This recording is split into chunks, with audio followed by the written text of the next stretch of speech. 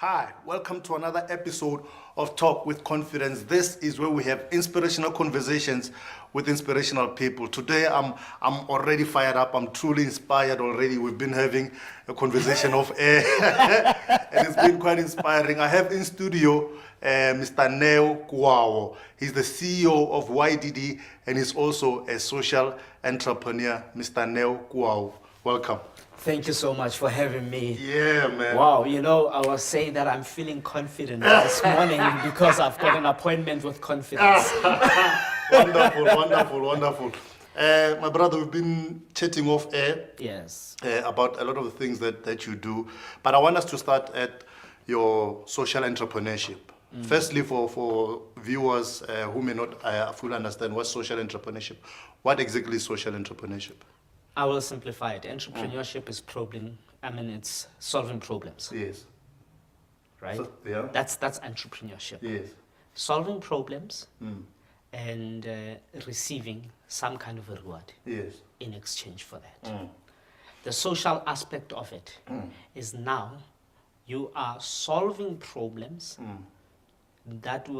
wherein your solutions will have an impact in the community that you are operating in. All right.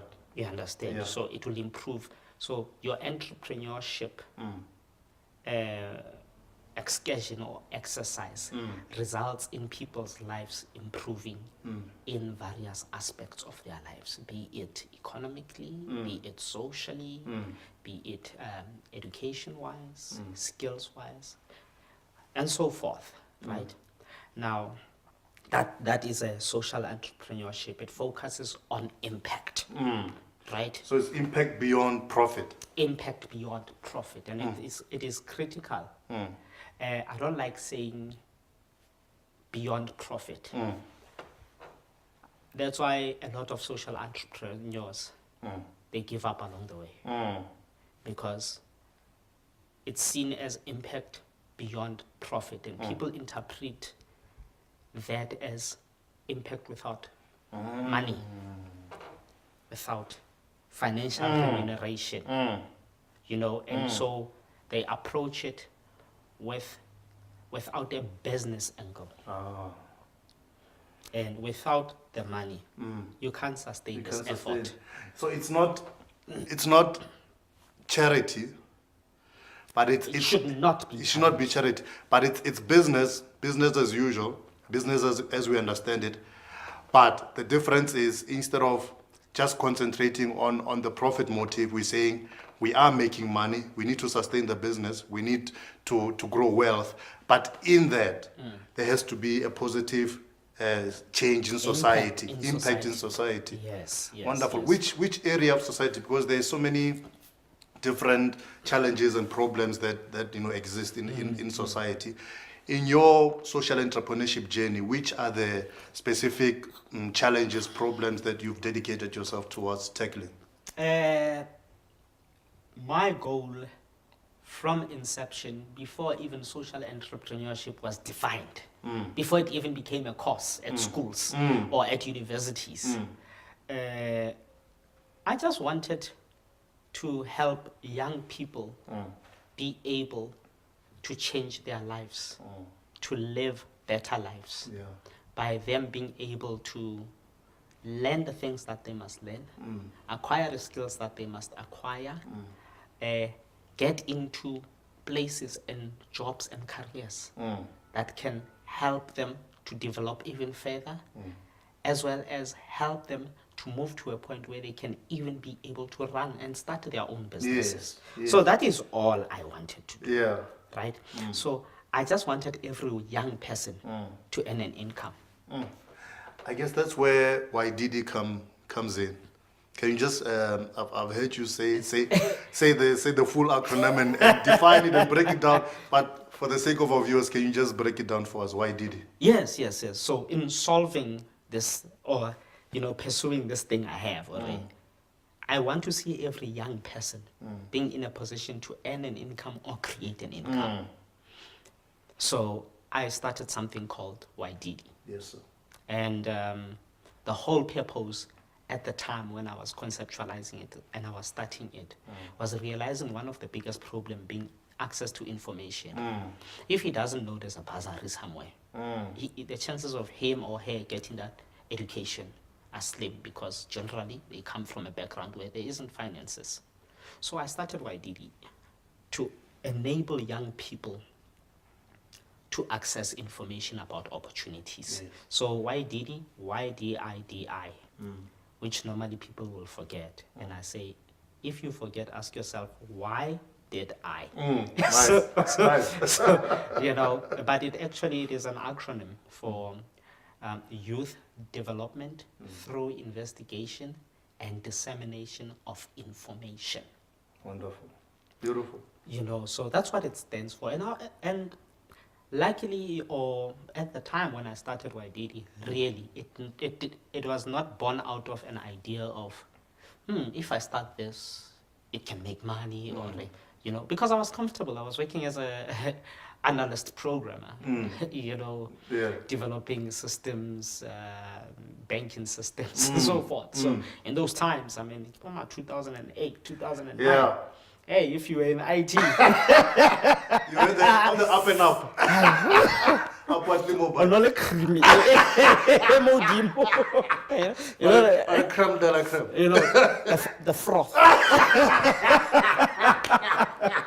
As well. You know. So the original inspiration wasn't a financial one.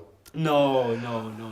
If it was a financial one, YDIDI would have long closed its doors. Yeah. Yeah, would have said, It's not. in fact, I would have shut down YDIDI within 6 months from starting. And bringing YDIDI to life, understand one of the mechanisms was going into partnership with YFM. How did that come about? That was a very strange thing. So, in what I do, I will also try and share the lessons. Yes. And the tricks that I used that just really lucky, you know.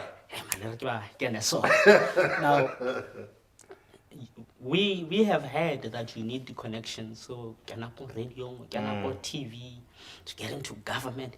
In fact, we are convinced that you need connections to even breathe air. Who you know? My parents. You know, but YDIDI or having this concept showed me no, that was not the case. So how YDIDI comes about? So I think up the idea. I get into my office. I was working for this company in a, you know, that was in charge. I don't know now. That was in charge of paying out the grants to South Africa. Okay. So I was part of the team that All was right. the engineers building that system and other systems. You know, were offering, offering banking solutions here and there. Yes, sir. And you know, the idea comes and I drafted it. You know, literally. I thought up the idea on my way to the office. Because the inspiration hit me in the taxi. Yeah. It's a call for service. Yeah. You know? So, the Star newspaper. I read there, hey man, and then the idea comes, how many people are not going to see this opportunity? The ones who need it. So you can imagine I get to the office. This idea is still burning.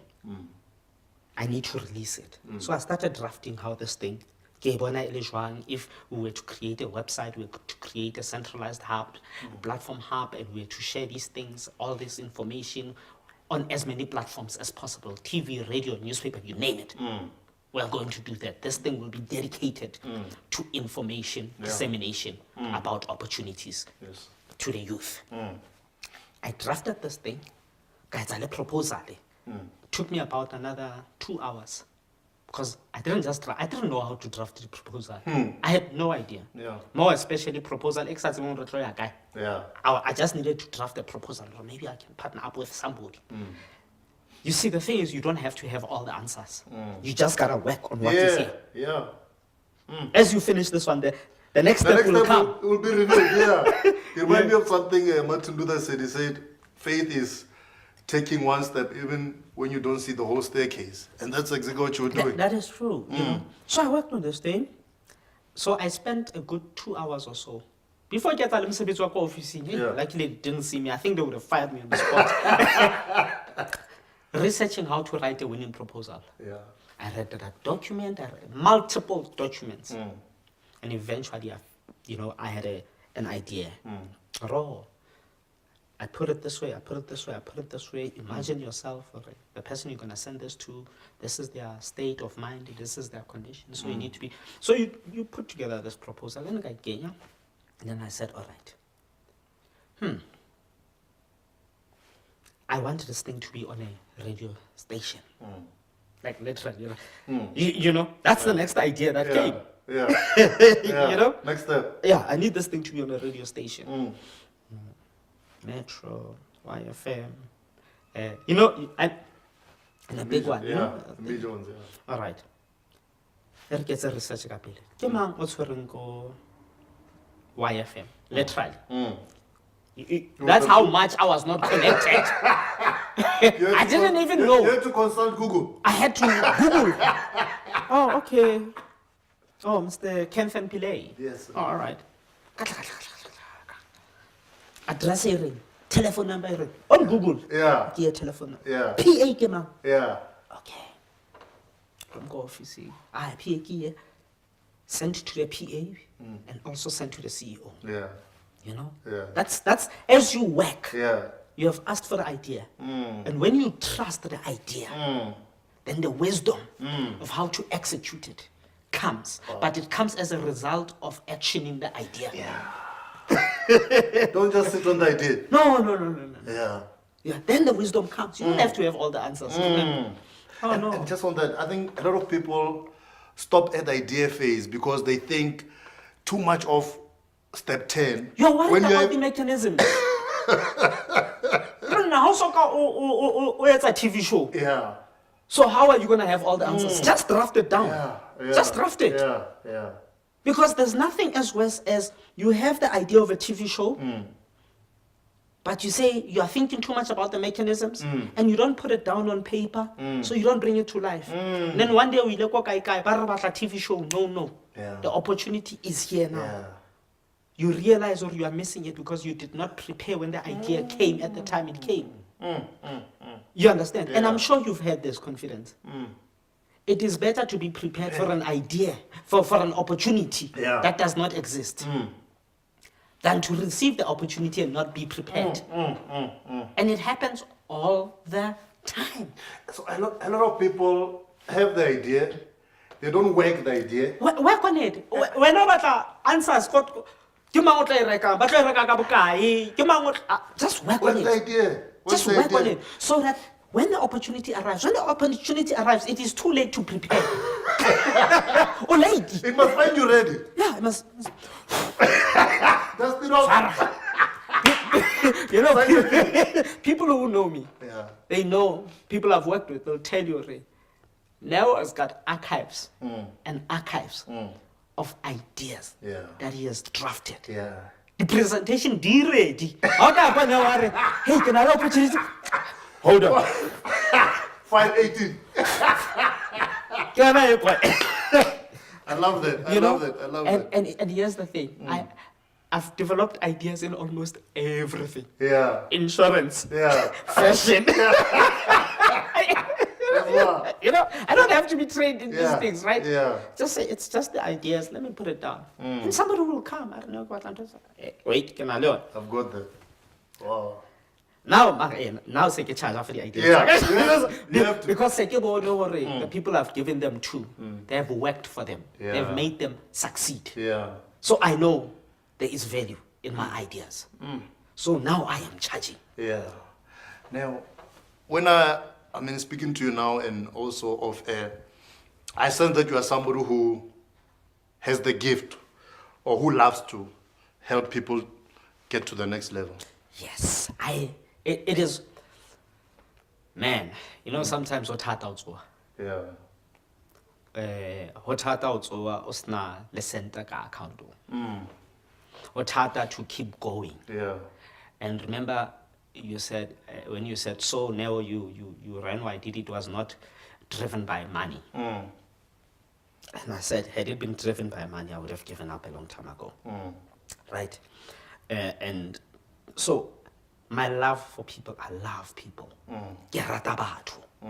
And here's the thing, I see potential in everyone I meet. Le motho o tena, o re, "Ai, o ate, o ke tsotsi." I'm able to see something. Something that just needs to be unlocked. And it's like something happens that just tells me, this person, guys, are you won't believe it's him. Yeah. You know? So, and that thing gives me peace. Yeah. You know? So I just do it. I love to serve people. I love to help people. But I had to learn the hard way, or in the process, to go to the next level. You can only do so much without capital. You have a limitation. Yeah. And now it's like you are dishonoring the gift. You have been given the gift to grow it beyond yourself. To grow it beyond your eye can see. Yeah. Beyond your ear can hear. Yeah. People should be impacted even when you are sleeping. Yeah. And that impact has to happen. Noma kanjani, noma ungafa. Yeah. The impact must continue. Must continue. Yeah. But in the world that we live in, everything requires money. Now to start growing things at that scale, you need to, you understand? So it is very important to take care of self. Look after self. So you also need to look at your bank account. Yeah. And make sure that, how am I going to come here and that? You invite me here, how am I going to come here? Kisna chelete, Yeah. paramatics. Yeah. When I get up on stages and I talk, I used to do that, talk and inspire people and give them tools on how to get things done or how to do things. You know, and some of the people I've worked with, you won't even believe. Yeah. You know, but and they've gone on to do great things. Now I get happy to back to my poverty. Yeah. And I didn't value myself. You were not I was seeing not the full value of your gift. I did not trust my gift. What was happening? I remember my one friend, I think that's the guy who helped me to put brakes. Because I was busy, I was not productive. You know? Yeah. The productivity was being enjoyed by other people. Others. I was not enjoying the fruits of my productivity. So you I was busy. Busy, man. Busy. That's why busy. Yeah. You know? Yeah. And I had to, and it was after giving a talk to a group of entrepreneurs. I never forget, go innovation happened. And I spoke, and I was giving advice on how to start your business. Because now when I speak, I give practical. Yeah. How to? When you invite me to come, to speak to your employees, to speak to a group of entrepreneurs who are in your program, to speak anyway.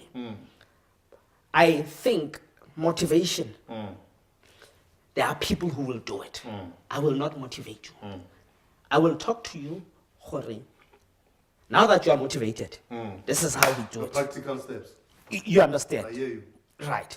So, and I do that, and people are like, hey, for example, and it's a mistake. You are right. So that's why I messed myself, because people fail, but they find it difficult to identify where they failed. What did they do to fail? What were the pitfalls? What were the pitfalls? So they go through the cycle of failure over and over again. You understand? So in my talks, I will show you practical example of where you are working against yourself and say, this, you did that. I get up and I'm like, yo, and I did that. How does he know? Yeah. So after I got off stage and the guys were like, thank you. We've got practical tools we can go and use. And my friend Lita is like, man, you have a gift. Yeah. You know, you should be a billionaire. Yeah. But my friend, you are a fraud. You know you are a fraud. Yeah. Yeah.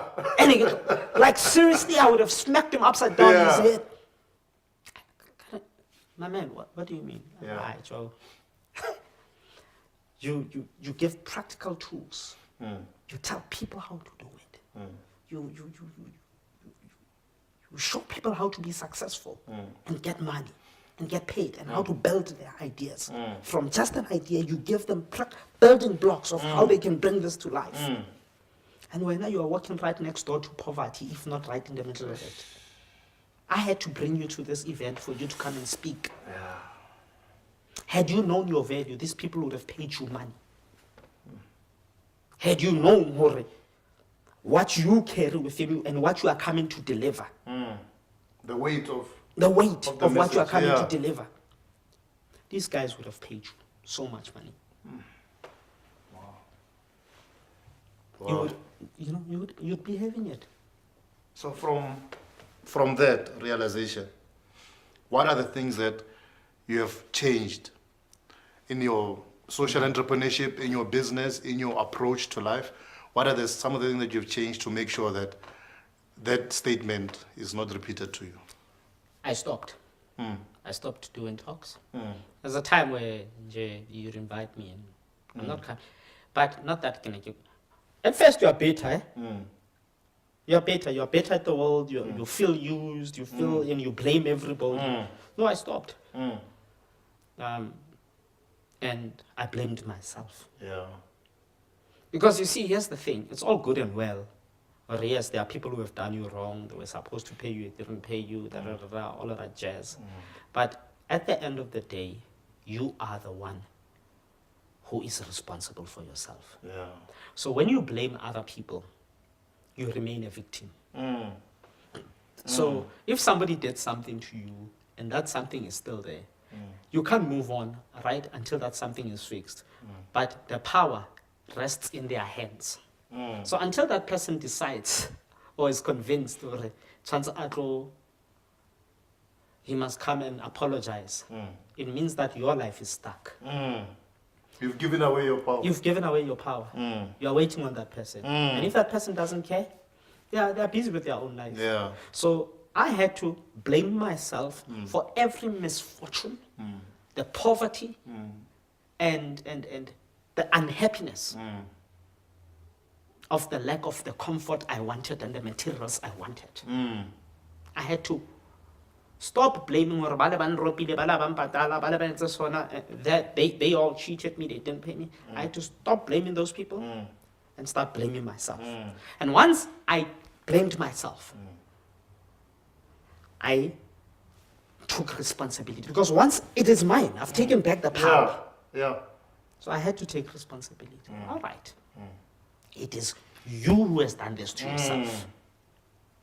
You were born with all the tools, the knowledge, the abundance, and all of you. You were born with a great gift.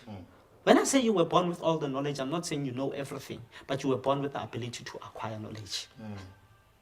You were born with, but you are not turning that into wisdom. Because when are you just going through the experience? You don't say it to, okay, how could I have done better? What did I do? Or since a guy now?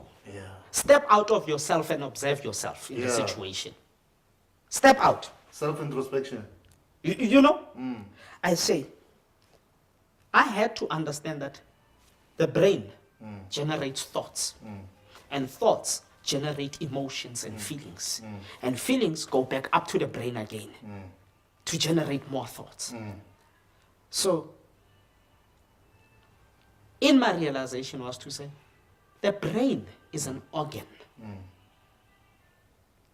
Like the heart, like the kidneys, like the lungs. It is an organ that is there to serve the human life. Yeah. However, I am not my organ. I am not my heart. I am not my kidney. So clearly, I am not my brain. Yeah. So the brain, much like I've just explained with every other organ, is an organ. You are not there to serve the brain. The brain is there to serve you, the human existence. So you being the one that controls the human. This is a tool. So the brain will generate any thoughts because the brain reacts to its environment. Yeah. So it generates all kinds of thoughts. You are not your brain. So you must be able to interrogate the brain and say, no, the thought that you've just generated does not serve me. It does not move me closer to what I want. And you need to, now when we understand that the brain generates thoughts, thoughts generate emotions and feelings. Also, your feelings are not you. So you need to be able to interrogate those feelings and say, yes, I feel pain. Yes, I feel this. Yes, I don't feel like getting up. But the feelings are not me.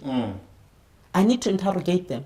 This feeling it's trying to influence me in a direction it's saying. It's trying to influence a particular action. How does that action impact me? Does it move me closer to what I want? Or is it moving me away? Or does it prevent me or moving me in a totally opposite direction? So we need to start developing different relationships with these things. Because, and your feelings and your thoughts and emotions are a result of the experiences you have had. And how you interpreted those experiences. There are things today that we fear, that really there's nothing to fear in them. And upbringing as well. I mean, we were talking on money, no? Because I believe more of our people need to acquire wealth. Absolutely. There's too much disparity, and you know, they say the best way to help the poor is to become rich. Absolutely. And you don't help them by becoming one of them. Poor yourself. And I mean, you're talking off air about your relationship with money growing up. And can you just delve a little bit into that? Much like most typical households, black families, townships, kokasi, it was a normal thing. It was a normal thing where we can't get that because remit a month end. Yeah. So my relationship with money had been remela month end. That's an ugly relationship. So you grow up with that ingrained in you. That is learning. You must understand that is learning that happens to you for at least a good 20 years? 20 years of ingraining. So this thing is becoming programmed. As programmers, we program machines to do a certain activity. And they will never do anything outside of that. Because it's been programmed. Because it's been programmed. So we are programmed from Rahola. And that's the only way you will operate for as long as you live until you die. So if you were programmed to be poor, you will die poor. Even if you're making 50,000, you will die poor. Because the life awaits ibang ke a bula di account tse dingwe o ska di patala this month, tse dingwe di patala next month. It's to live beyond your means. That's what you have. So luckily, you are not your brain. You are more than just the brain. Yeah. Luckily, you have it within you to reprogram your brain. Yeah. That's why I say the human being will always be superior to the robotics and artificial intelligence and so forth, because they cannot do that as yet. Artificial intelligence, it's another conversation. It's another conversation. However, let me give you a practical example. The religion, Omo Christian, or are you Islam or Muslim, or you Hindu? I can bet you, if not 99%, at least 80%, your religion of choice is an accident of birth. Had you been born in another country, in another family, you would have not believed what you believe. Now, I'm saying it starts there. What beliefs besides the religion, what other beliefs have been ingrained inside of you that you hold so dear and are working against the things that you want to achieve? They're working against you. What has turned you into your own biggest enemy? You were raised, if you are white and you grew up in South Africa, you are Afrikaner, and you grew up in those days, you were raised to believe that black people are inferior to you. The black person, his environment and everything has shaped him. Not saying all of them, but it's down there, shaped him to believe the white person is superior to her. So even when they are fighting, the white person who's being superior, or he feels that this white person is being superior over me, there are habits and behaviors that they exhibit that come out that affirm the superiority and their own inferiority in that situation. Wow. And those things, we need to stop and say, break. You know, my friends used to say, break up over. Yeah. Break up clever. Sure. Go back, interrogate. And there's some beliefs that you have that are working against you. I mean, with our historical background, beyond the black and white conversation, even in our societies, poverty has almost become normal. Oh, that. You know what? I was watching a documentary at some point, and you know those kids that grew up go Sierra Leone, and you know those war-torn countries, where from birth all you've known is war. By the time you're 9, you're holding a machine gun and you're shooting at people. When that war stops, people then that normal is no longer normal because war had become their normal. So what was abnormal becomes normal, and what is normal becomes abnormal. and poverty has almost become normal because it's been generational. But how do we break that particular cycle? You know, my brother, I can tell you, we've just spent the last couple of minutes talking about breaking the system, your beliefs. But remember this, it's vapes. Anybody that will be watching, it's vapes. Interrogate your vapes. Values, attitude, beliefs, and your expectations. Interrogate that. We will unpack that some other time. Maybe you should buy the book that me and Confidence are talking about co-authoring. And it seems like it is going to happen. Yes, sir. You know, so you cannot change your situation if you don't reprogram your mindset. You cannot change the situation of poverty. You'll get the money. You will never get out of poverty. How many people win the lotto? 3 years down the 3 line. years down the line, they are in a far worse situation than they were in. That's number one. Number two, you need to understand that the day you were born, the world could never do without you. The world was fine without you. But the day you were born,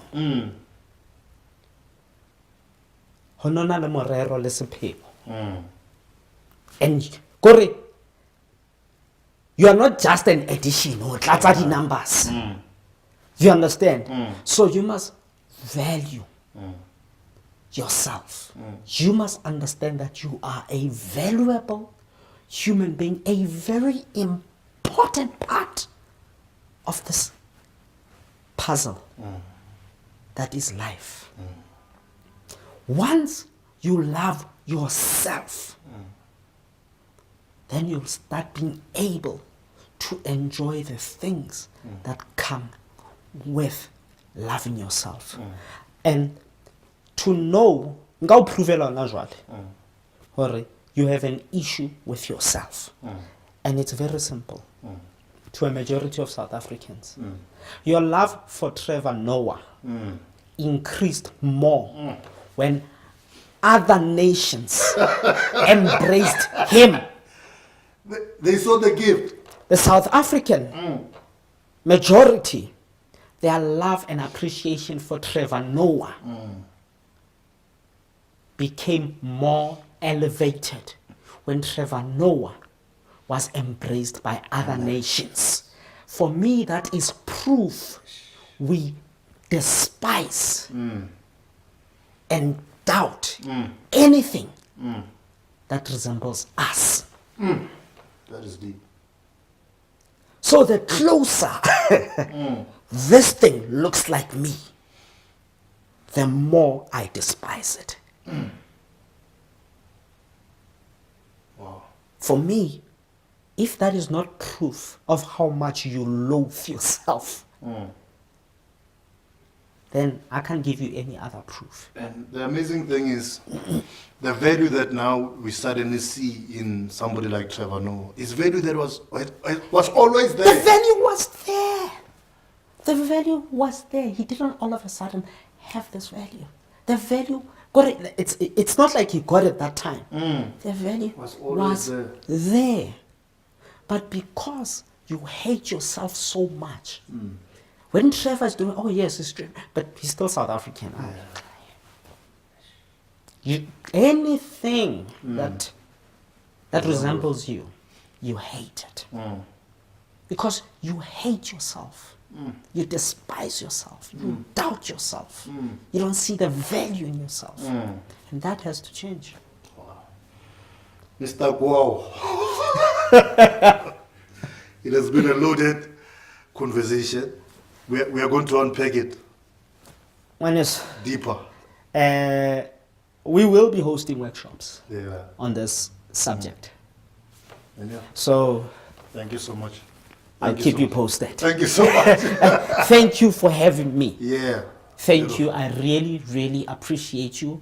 I embrace you because you are my brother and I see myself in you. Thank you, sir. Powerful. You know, so there's no way I cannot love you. I must love you. Powerful. Ooh. That was truly inspirational. And this is not the end. We are going to continue these conversations.